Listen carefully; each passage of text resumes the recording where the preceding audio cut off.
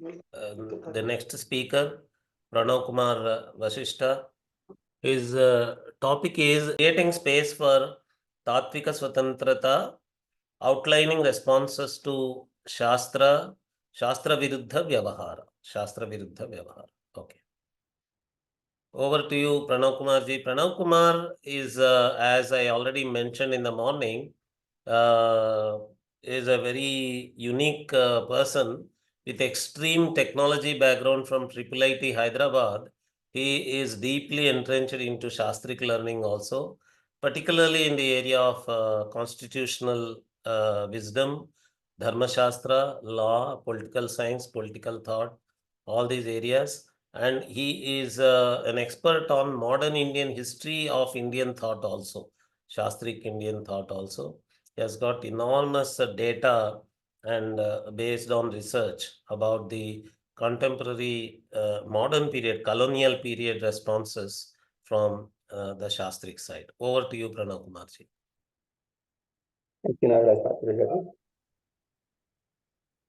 Namostu Ramaya Salakshmanaya Devyai Chatasya Janakatmajaya Namostu Rudraendra Yamani Debhyo Namostu Chandraka Marukkanebhyah Vadatoshita Vishvesham Dharmamarga Pravartakam Vande Hariharanandam Karapatram Jagadguru. I have titled this lecture of mine as creating space for Tāttvika Svatantra-tā, outlining responses to Śāstra-viruddha Vyavahāra.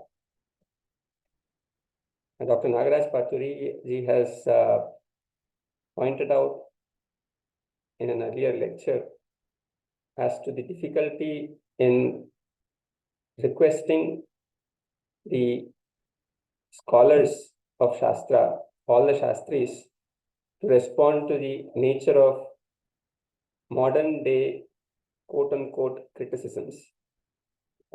It is not even sure whether one can call them as criticisms, but given the kind of orientation that we notice in people, which is necessarily violating the injunctions that one finds from Shastra, the responses that have actually been presented by the Shastris towards Śāstra-viruddha Vyavahāra, those kind of practices and the kind of nature of the Vyavahāra, which in the technical terms is about the way in which the law and the application of law operates, I intend to bring to your attention the works of Dharmasamrāṭ Svāmī Karapātrī-jī Maharaj,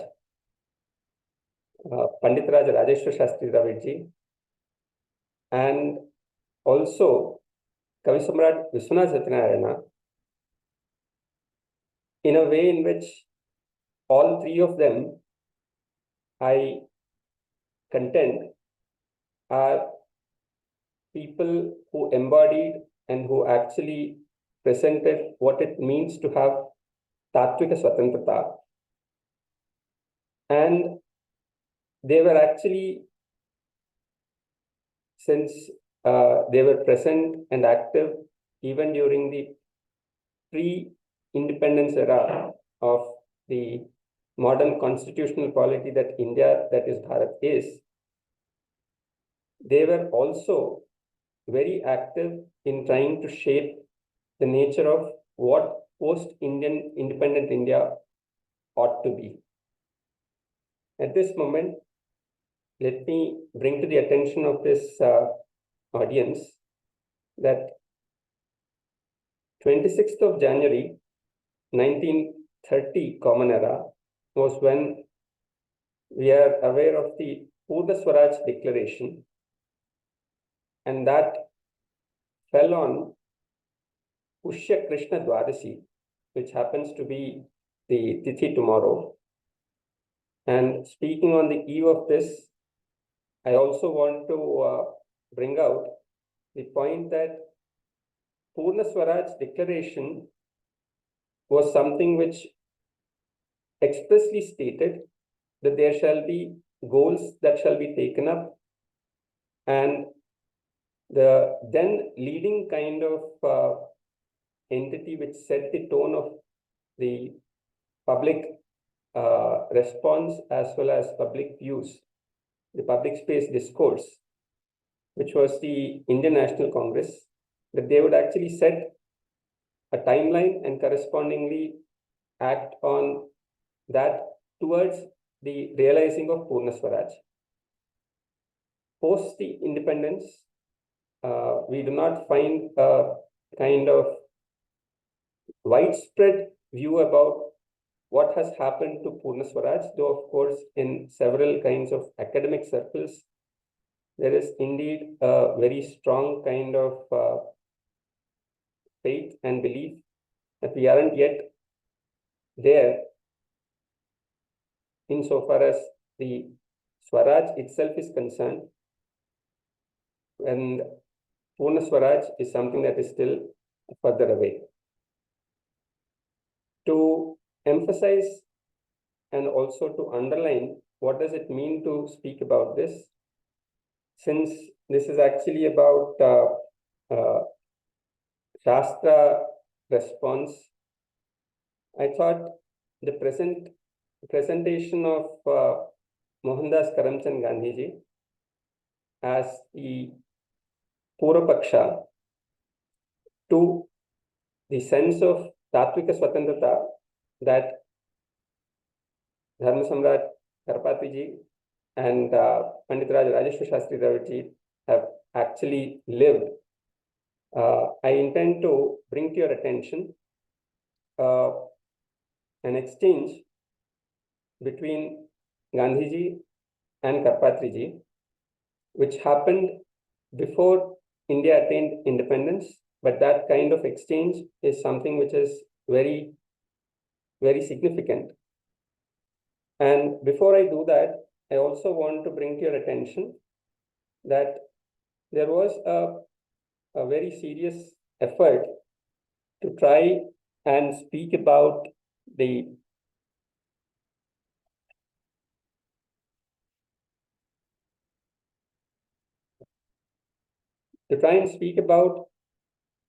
what is the kind of demand that traditional scholars, followers of Shastra, had.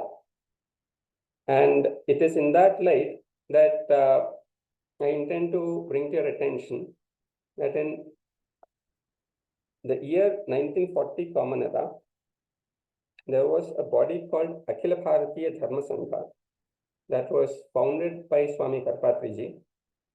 And on the 1st of January 1947, 19th of January 1947 Common Era, there was a 6th Congress of the Akhila Bharatiya Dharmasamrāṭ that made and read out a resolution. This is in Hindi. I'd first like to share my screen so that those who can read this part can also get to read it. So I hope it's visible. Yes. So the Ghoshana made by Swāmī Karapātrī-jī in Bombay on 19th of January 1947 Common Era, which was Magha Krishna Trayodasi in Vikram Samvat 2003. आज हम British सरकार, केंद्रीय, प्रांतीय, कांग्रेसी सरकार, लीगी सरकार तथा देशी राज्यों से स्पष्ट कह देते हैं कि वे शीघ्र गोवध बंद कर दें और शास्त्र एवं धर्म विरुद्ध शारदा कानून, मंदिर प्रवेश, विधवा विवाह, सगोत्र विवाह, तलाक बिल आदि कानूनों को रद्द कर दें और नए धर्म विरुद्ध कानून ना बनाने की प्रतिज्ञा करें। साथ ही देश विभाजन की सारी योजनाओं को खत्म कर देवें और वेद, शास्त्र तथा भारतीय नीति के सनातनी विद्वानों की सलाह से भारत का शासन विधान बनाया जाए, इसी से सबको सुख और शांति प्राप्त होगी. There's still something more, but for current moment, this will suffice. In the morning, Dr. Nagaraj Patriji has highlighted about the general kind of impression about the inward nature of Shastris and their not being very vocal in the public space. What I'm trying to trace is the kind of background as to why this is the state of affairs that we predominantly see, though of course we have exceptions, and we've seen an exceptional scholar speak just before me. So let me now focus on the kind of exchange between Swāmī Karapātrī-jī and Gandhiji. This was again in the 1947, but 5 months into post this declaration that came from the Akhila Bharatiya Dharmasangha. So there was a request placed, and we've noticed that Gandhiji on the 19th of June 1947 from New Delhi writes to Swāmī Karapātrī-jī, Shri Goswami जी, स्वामी भास्करानंद जी ने आपके बारे में मुझसे बातें की हैं. धर्म रक्षा के बारे में अगर आप आगामी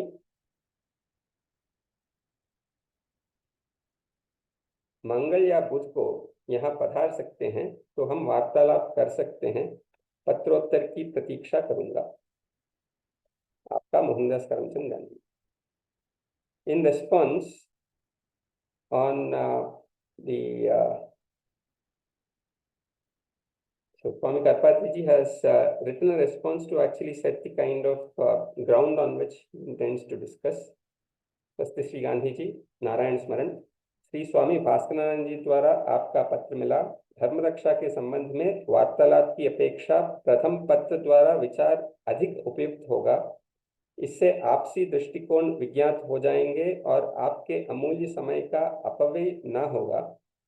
फिर सुविधानुसार मिलना भी सार्थक होगा. धर्म संघ की 5 मांगों के आप अवगत ही होंगे. What I read a while ago was actually the declaration from Akhila Bharatiya Dharma Sangha, and it actually had those starting with the stopping of the cow slaughter in the country, which is still an agenda which is still on even to this day.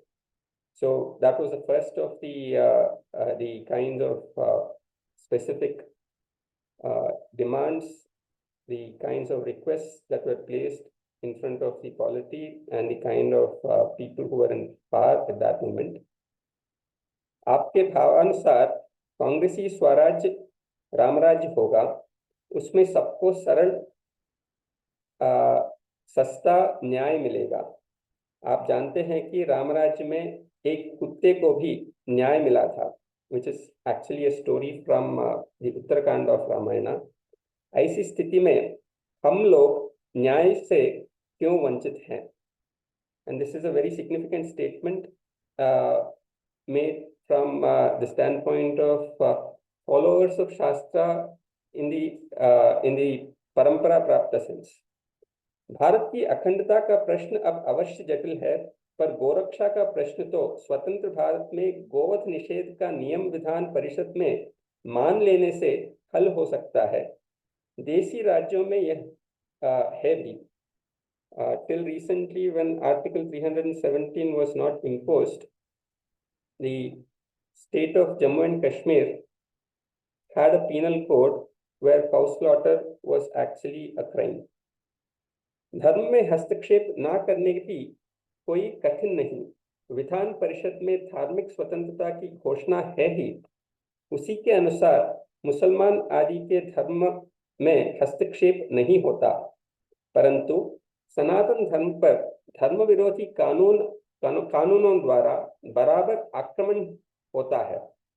मंदिर प्रवेश, असवर्ण सगोत्र विवाह, तलाक आदि सामाजिक वस्तु नहीं अपितु धार्मिक हैं, क्योंकि धर्माधर्म का निर्णय अपने अपने संप्रदाय के धर्म ग्रंथों और धर्माचार्यों की व्याख्या पर ही निर्भर है।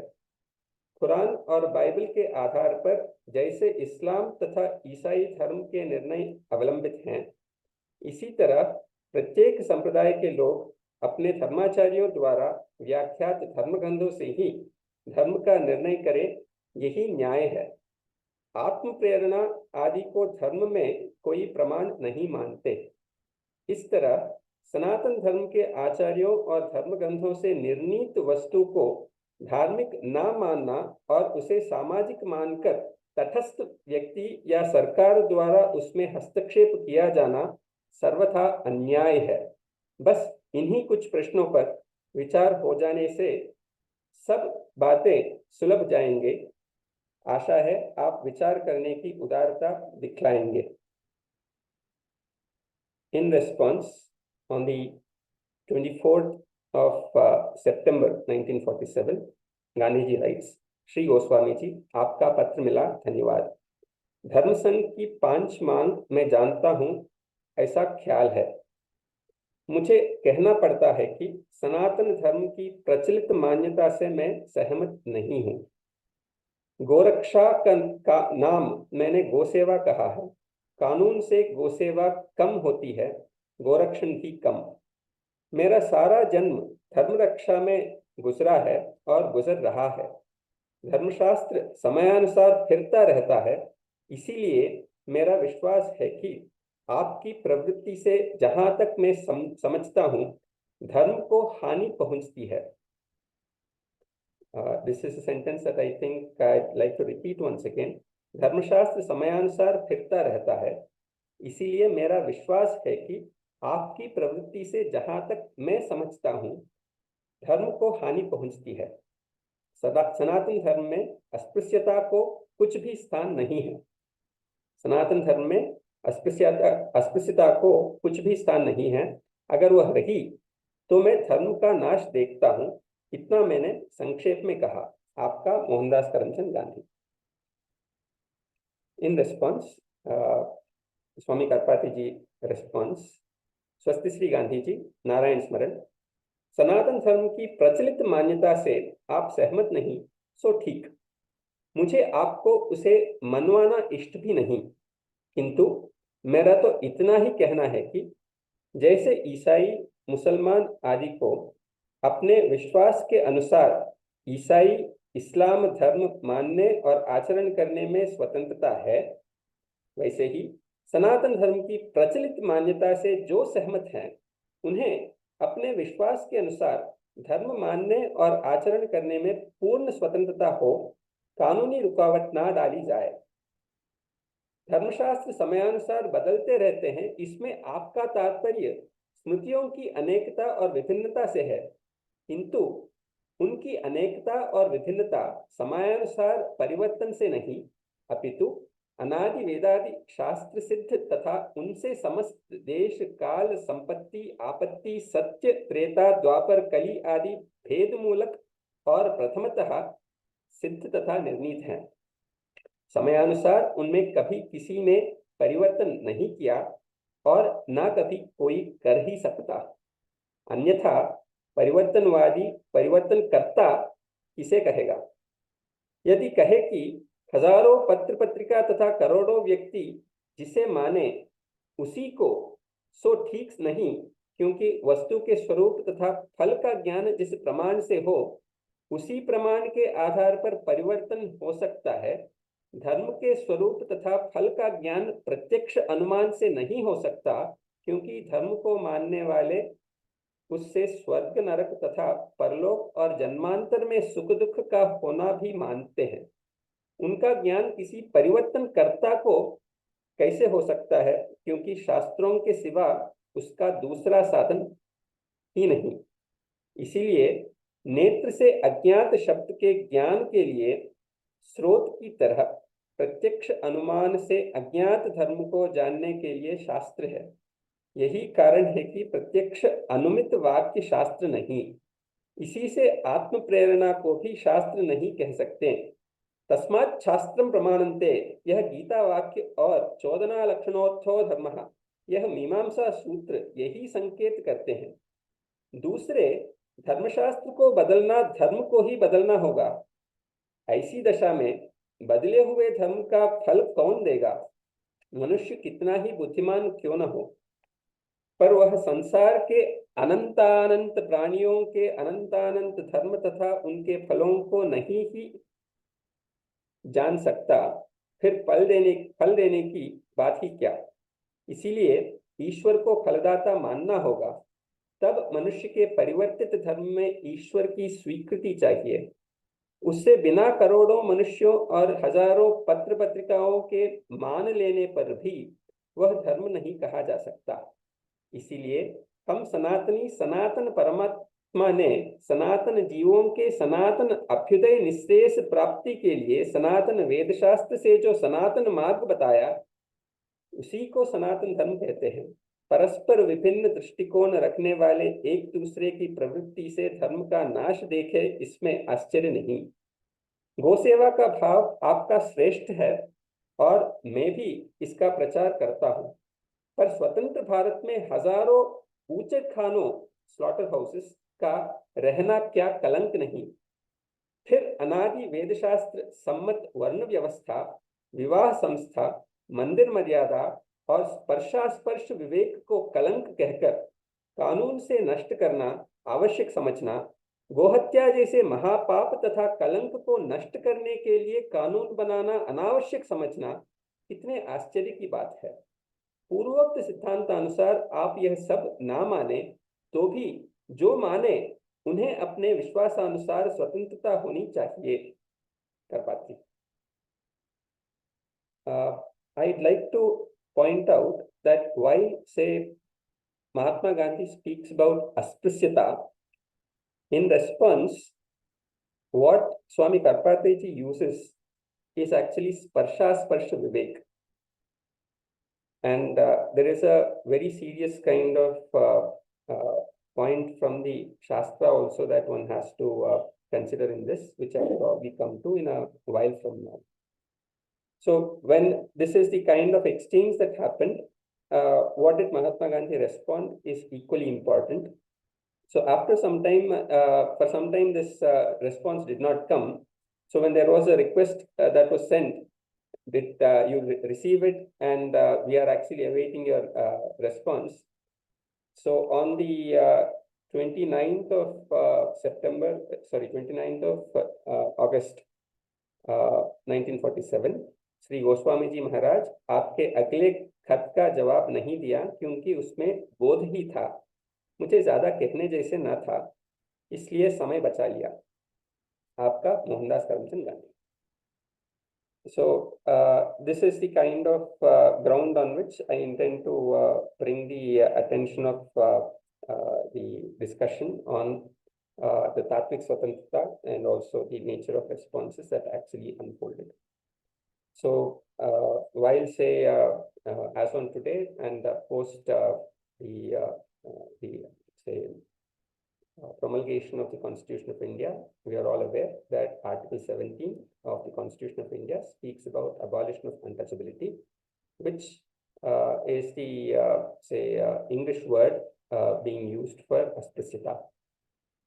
So sprasya sprasya vivek is the kind of Shastriya formulation.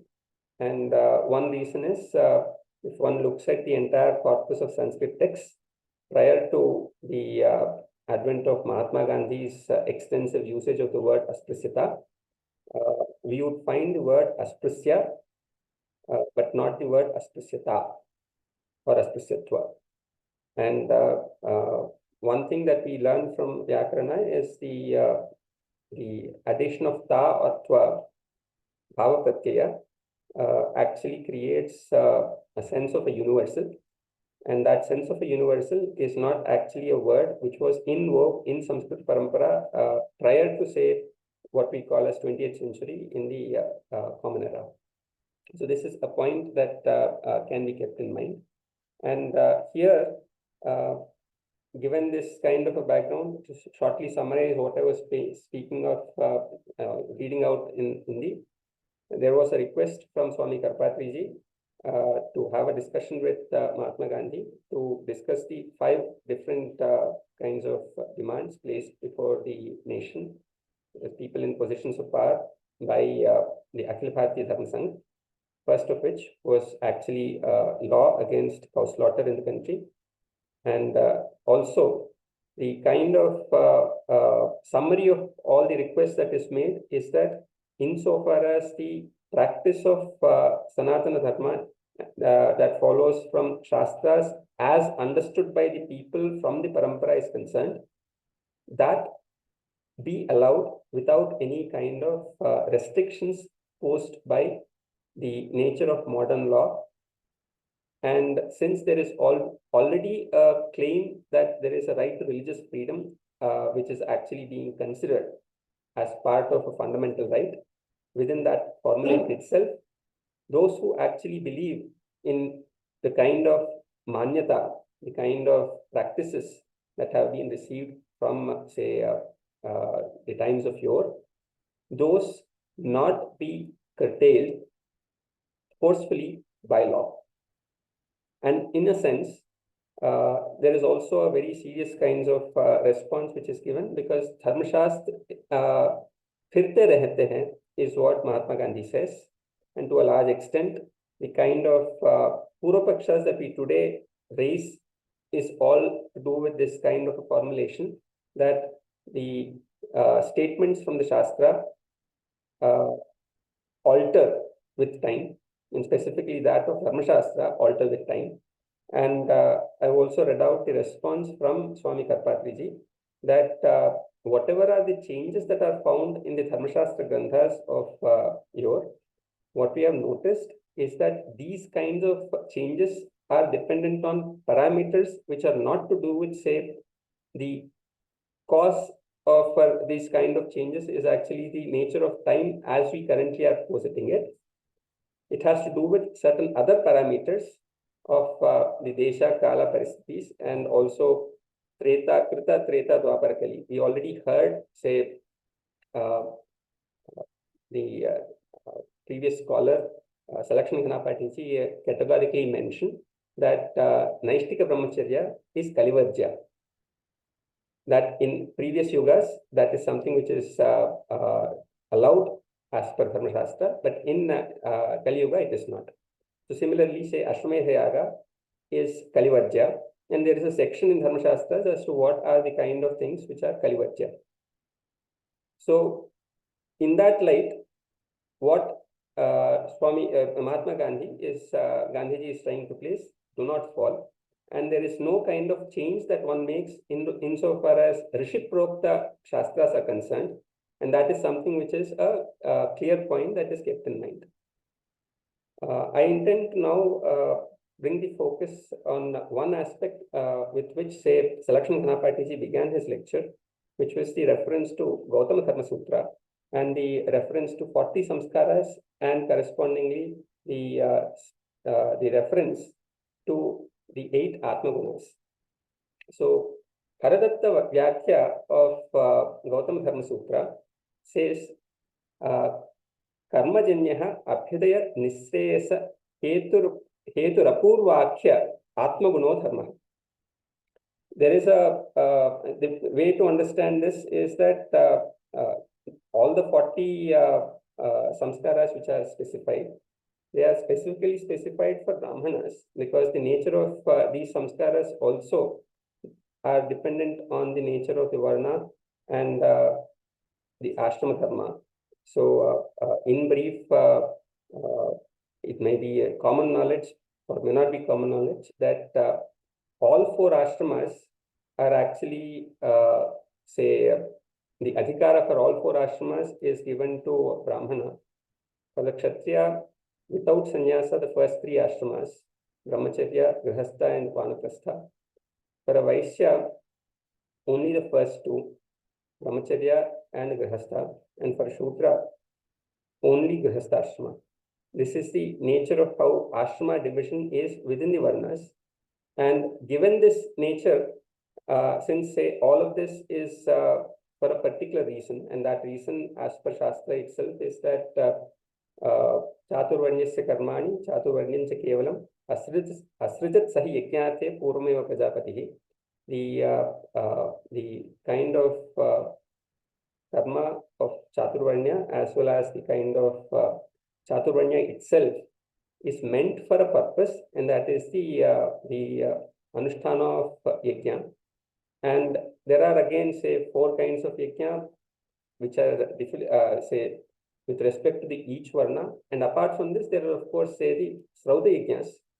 So the Srauta yajnas are the ones which say also 7 of them are part of the 40 samskaras, Sapta Soma samskaras. So this is the kind of a ground on which say the Sanatana Dharma and the kind of Utkarsha for individuals in Sanatana Dharma is specified, where by virtue of attaining the kind of samskaras that one is actually ordained to get, along with the development of the Atma Gunas. Atma Gunas again are specifically to be noted because these are Samanya Dharmas: Daya, Shanti, Anasuya, Shaucham, Anayasa, Mangalam, Akarpanyam, Aspruha. Each of these are technical terms which are elaborated in the Haradat Vyakhya of Gautam Dharma Sutra. Given this, what is the kind of goal that Sanatana Dharma sets for each individual? That is the sense which is captured by saying that by attaining all these, by acquiring all the samskaras, and at the same time developing the Atma Gunas within each one, one attains the ultimate Purushartha, which is moksha.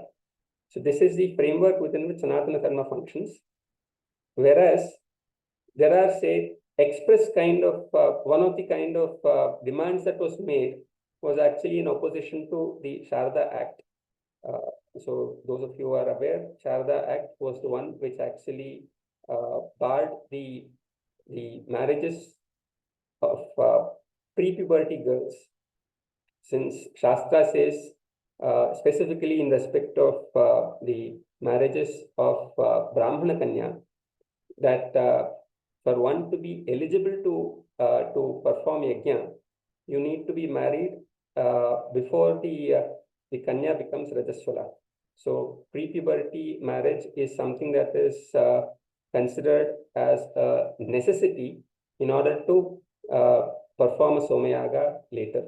The Adhikara is something that actually is lost if at all, say, one does a post-puberty marriage. So these are certain aspects which are actually important to be noted, and I have actually intended to bring to your attention not just the 3 people that I mentioned, but also say a certain, say several other kind of dharmacharyas, as well as people who have followed the traditional senses in which the parampara stated is what is dharma. So there are many people who might as well say consider that their ancestors have erred in terms of the kind of practices that they have actually say which they have practiced and how they lived, whereas we are correcting it. We are making corrections to it. So there is this kind of a general sense that has been drilled into the minds of a vast majority of Hindus. And in reference to that, one of the great scholars, somebody who is treated to be at par with Kanchi Paramacharya-ji, Brahmasi Tadepalli Raghavanarayan Shastri Garu, who is also say known as the one of the Maharshis from a region called Chandolu. So he made a very interesting, insightful comment. He was somebody who seriously promoted the attainment of India's independence, and from amongst the Shastris, he always wore khadi and he encouraged khadi utilization amongst the traditional people also. So he said the argument that I am actually good, whereas my parents, my ancestors were bad, is something akin to a lawyer making an argument in a court of law that my father is impotent. So it is this kind of a contradiction that actually is present in such an argument. And the reformist statement that there is something which is actually amiss, or rather say a flaw which our ancestors practice, which we are now correcting, is something that also misses the context in which the previous generation lived, and that context requires to be understood. So the response is, insofar as this kind of context setting is concerned, is something that you find in the writings of Swami Karapātrī-jī, and the shloka that I mentioned in reverence of Swami Karapātrī-jī begins with Vāratotita Vishvesam. So here was Swami Karapātrī-jī, who actually picked on every kind of counter to the sanātana manyata that is in practice, and also that is a kind of grounding in the Shastra. And there are innumerable number of books that he has written. So insofar as responding to all kinds of questions on Chaturvanya is concerned, he wrote a book called Chaturvanya Samskruti Vimarshaha, which is a 2-volume book, which also takes up the traditional kinds of Puranic Upanishadic stories that are pointed out by people who actually have opposition to the Sanatana Manyata, and says the way in which each of these stories are to be read is not the manner in which it is being projected, but there is a grounding which is within the Shastra which enables you to interpret this. So I do not think I have time to actually deal with any of those in great detail. But along with that, you find Swami Karapātrī-jī's reference to all the modern kind of scholars and political thinkers also being responded to in this work on Chaturvanya Samskruti Vimarshaha. Apart from this, there is a work which he actually wrote in the series of essays, all of which got compiled in a book called Marxwad or Ramarajya, which takes up the entire Western political philosophy, starting from the origins of political thought in Plato and Aristotle, to the Marxist and post-Marx kind of scholars, to point out what would be the kind of thing, to the extent in which Marxwad agrees with what would be a position of Shastra, and where does, say, the Shastra point actually goes beyond what is actually available to us, and where is the flaw that one finds. So this is an argument where he points out that the Marxvada is focused on Jadavada, whereas the sense of Chetana being that on which, say, the dharmas are posited, is one of the key kinds of instructions that one finds in Marxvada Ramarajya. And within that, he also makes a very important point that, and it's an appeal to all traditional scholars that he makes. Yak kriyavan sa panditaha is a formulation that one finds from within the tradition. The sense of the scholarship that one has is actually to be brought to practice, and also further when there is any kind of an action which actually goes against it. In such a light, at a time where, say, there is a clear kind of understanding that what is adharma is what is in vogue, it becomes the responsibility of the person who is actually aware of it being adharma to go and fight it. And this is a call that he has given. And I'd like to bring to attention that in the 1950s, or in the I believe in the 1950s, Paṇḍitarāja Rājeśvara Śāstrī Draviḍ was invited to give a series of lectures on the Rajaniti that he was teaching. And this entire series of lectures, they were also translated to Hindi. and a book was published called Śāstra-viruddha. And in that, there is a very specific reference that Paṇḍitarāja Rājeśvara Śāstrī Draviḍ makes about the way in which Kshatriya dharma is to be understood is not that it is only a dharma of Kshatriya, but Kshatriya dharma is actually the Raksha of Varnashram dharma itself. And it becomes the responsibility of every person who knows that this is dharma and it is not being invoked to actually take it up. And he also points out that there are two types of scholars that one finds that can actually be classified. One who are actually paid for by the Raja, who become, say, the people who are in the court of the Raja. And there are others who are independent. When it so turns out that adharma is actually in vogue, then it becomes the obligation of a Swatantra scholar to go to the court of law and argue for what dharma is. So the sense of this kind of a spirit of active engagement with the nature of what ought to be is ordained in the Shastra. But as Swami Karapātrī-jī has pointed out, for this to actually come out, there ought not to be certain curbs which are actually to be placed on the people who ground themselves in Shastra and the practices based on the parampara prapta understanding of these Shastras.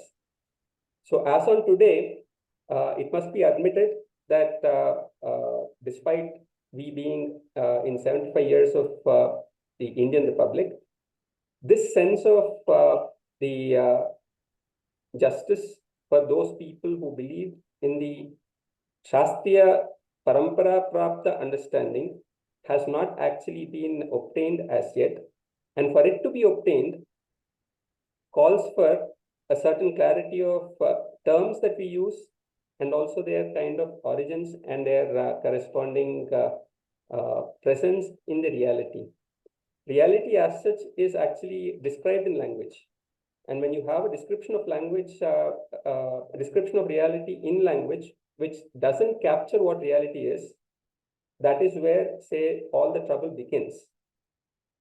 I would refer to the word asprasyata and asprasya as two different entities. So in Nyaya Shastra, people speak about upadhi and jati as two different entities. Udayanacharya has given 6 different jati badhakas to say what actually is a universal and what is a pseudo-universal. This is how it is translated. The younger brother of Paṇḍitarāja Rājeśvara Śāstrī Draviḍ, Rajaram Draviḍ, has written a book called Problem of Universals in Indian Philosophy, where he deals with the question of Indian universals, that is the Samanya, Jati in Nyaya Darshana, Mimamsa Darshana, and also contrasts it with Aristotle, Plato. So in that book, you find, say, the reference between what is Jati and what is Upadhi. So the sense in which asprasya operated in the traditional society of India was that it was actually an upadhi, which is a pseudo-universal, whereas in the post-independent Indian polity, it has become a jati, a universal, and such a universal which requires to be eliminated so that the nature of reality is correspondingly altered.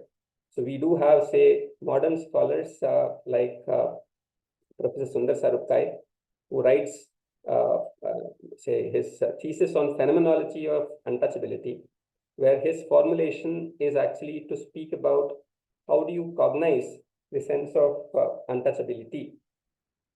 And it is referred to as an untouched sense. And there are elaborations on it which are happening, say, as we are speaking. So the entire discussion of Swami Karapātrī-jī's exchange with Mahatma Gandhi is alive even to this day, and therefore contemporarily relevant. And if we are to seriously engage with these questions, we need to certainly look back at the nature of language descriptors used for the reality that we are experiencing. So since, say, all of this has also got to do with the nature of how we understand past, there is a key question of understanding how did things unfold in the post-Mahabharata era, or what we call as Kali Yuga.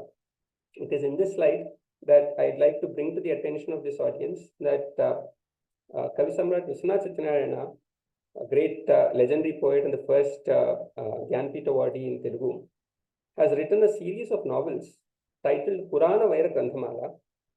And the interesting aspect of these novels is that the question posed in the modern times about the timeline of how the Indian chronology works has been critiqued on the basis of how Puranic chronology has been misinterpreted, and also by virtue of bringing in such kind of statements as the life expectancy in India is only 30 years.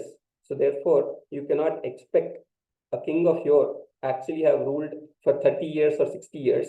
So this is an exaggeration. And with that kind of a point of view, several kinds of the kings and their, say, years of reign was actually altered to form what is being currently presented in modern history as the chronology. And there was a critique of it by Sri Kota Venkatachalam Garu, whose works formed a basis of these Purana-Vaira Granthamala. But what actually distinguishes Purana-Vaira Granthamala from, say, what Kota Venkatachalam Garu has actually tried to present is that these 12 novels speak about how as time passed, the influence of Kalipurusha increased in the lives of people. So this view of narration of how we understand past is something that substantively alters the way in which we start looking at the society right in front of us. Unless we have a certain kind of clarity about how we read the kind of happenings in the society, and an appropriate language which is our own and grounded from the parampara, such a kind of a formulation does not come about. And we are fortunate that there are these previous efforts which are available to us, and that is what actually creates the space for Tāttvika Svatantra-tā. And each of these were actually written as a response to the kind of, points which are being made against the Shastra and the Śāstra-viruddha. I suppose, say, I started around 2:55, so my 45 minutes possibly end. So I'd like to conclude here. There are so many things that I just raised, but as I said, it is only an outline. And since I seem to have some more time, let me also point out that one of the things that Swāmī Karapātrī-jī was instrumental is actually the and the fruition of some of the activities of Swāmī Karapātrī-jī is what we see in the installation of Ramlalla, the Ramlalla Vigraha in Ayodhya, was an account of the preparation of the ground for the same, because the first person to actually raise the question of Kashi, Mathura and Ayodhya to be reclaimed for the purpose of the Uddhara of the entire world was Swāmī Karapātrī-jī. And there may be a general question that one poses: what has been the kind of contribution of people from tradition, from the traditional background, towards, say, what one calls as the Indian national movement? And it is here that I do want to bring to your attention a very important occurrence. The year 1944 marked the 2000 years of Vikram Samvat, and that was a time when, say, a number of activities were taken up, which marked the sense of celebration and what ought to be done in future. So, as you are aware, that was also the time when the World War II was on. But despite that, here is a reference from one of the articles who was one of the Ayurveda acharyas who has actually witnessed this. बड़ी विषम परिस्थिति थी उस समय, विदेशी सरकार यज्ञ विरोधी थी, possibly even the modern Indian government is not in favor of yajna of the traditional kind. Swami ji ने 2 फरवरी से 9 फरवरी 1944 तक दिल्ली में तथा 4 अप्रैल से 11 अप्रैल 1944 तक कानपुर में शतमुख कोटि होमात्मक महायज्ञानुष्ठान कराए। तदुपरांत 29 अक्टूबर से 7 नवंबर 1944 तक सार्ध द्वयकोटि होमात्मक 21 शतमुख सर्ववैदिक शास्त्रीय रुद्र महायज्ञ का आयोजन काशी में संपन्न कराए। उस समय तक के यज्ञों में काशी का यह यज्ञ सबसे बड़ा था। सहस्रों विद्वानों वैदिकों ने इसमें भाग लिया था। लाखों की भीड़ रही थी। स्वामी जी के प्रवचन में रात को 12 बजे तक जन समुदाय मंत्रमुग्ध सा शांत सुनता रहता था। परंतु पिछले यज्ञ में कानपुर के कुछ बड़े सेठ यज्ञ में उनका पैसा ना लेने से घोर विरोधी हो गए थे। यहाँ भी हिंदू विश्वविद्यालय विरोधी नास्तिक वर्ग तो विरोध में कमे ही था।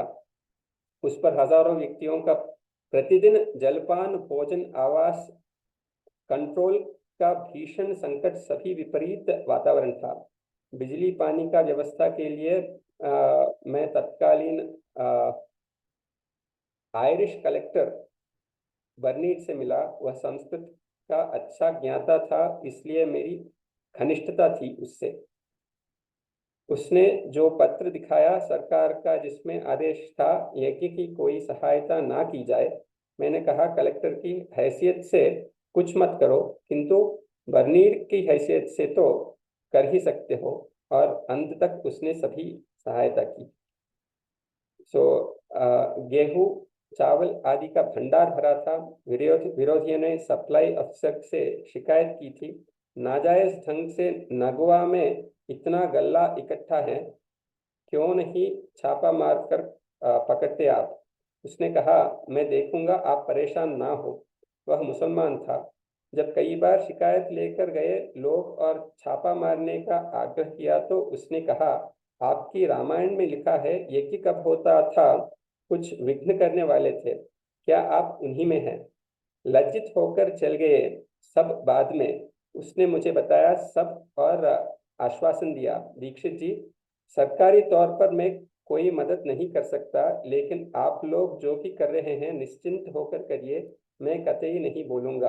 यह प्रभाव था यज्ञ का और स्वामी जी का। यज्ञ की परिक्रमा करने वालों में मुसलमान स्त्री पुरुष भी दिखाई देते, जो बड़ी श्रद्धा से परिक्रमा करते थे।